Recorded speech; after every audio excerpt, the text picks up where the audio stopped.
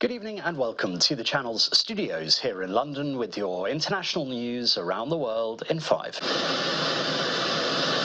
Donald Trump's special envoy, Steve Witkoff, and top diplomat Marco Rubio have held talks with European counterparts in Paris, discussing efforts to end the war in Ukraine. Ukraine's foreign minister and defense minister arrived in the French capital earlier to take part in the discussions. The talks, which UK Foreign Secretary David Lammy also attended, form the highest level of transatlantic engagement about the war since February. European diplomats are thought to have urged the US to put pressure on Russia to agree an unconditional ceasefire. A man who officials have acknowledged was wrongly deported to a prison in El Salvador will never live in the US again. That's according to the White House. Salvadorian national Kilmar Abrego Garcia was deported to Central America from Maryland after he was accused of being a member of the banned MS-13 gang, which his lawyer denied. A judge has ordered President Donald Trump's administration to secure his return to the US, but El Salvador President Nayib Bukele said earlier this week that he did not have the power to do so.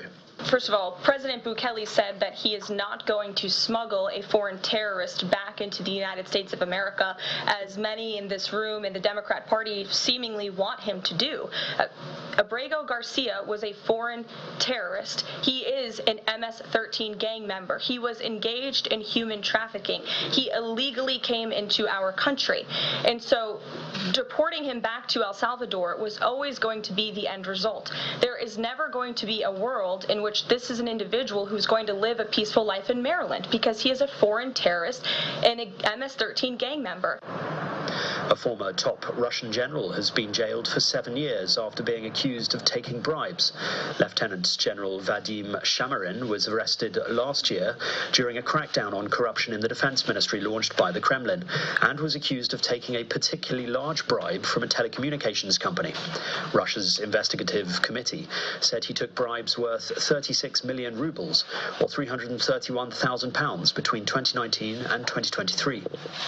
Colombia has declared a nationwide health emergency after at least 34 people died of yellow fever. Yellow fever is caused by a virus transmitted to humans by infected mosquitoes. It can be prevented by a vaccine, which in most cases provides lifelong protection. The government has urged people to get vaccinated ahead of the Easter weekend, where the mosquitoes that spread the disease are more prevalent. Firefest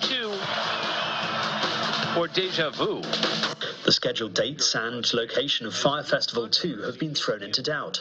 The reboot of the 2017 Fire Festival, which made international headlines, sparked a hit Netflix documentary, and resulted in organizer Billy McFarland going to jail for fraud, was due to take place in Mexico from the 30th of May to the 2nd of June. McFarland's second attempt to stage the event was announced not long after he was released from prison, with ticket prices ranging from $1,400 to $1.1 million.